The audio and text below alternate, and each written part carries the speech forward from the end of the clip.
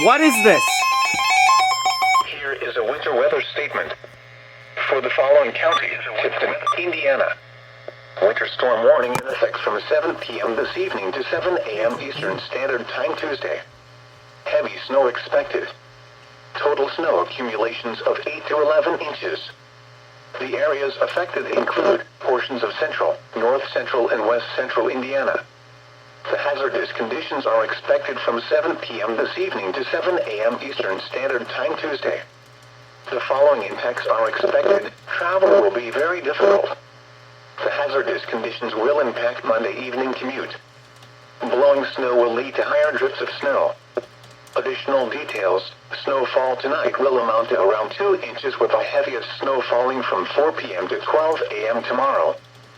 Snowfall rates in excess of an inch an hour at times, with locally heavier periods. If you must travel, keep an extra flashlight, food, and water in your vehicle in case of an emergency. The latest road conditions for Indiana can be obtained by calling 1-800-261-7623. What is this? Here is a This winter is weather statement. madness.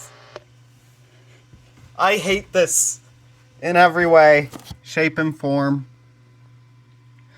Can we not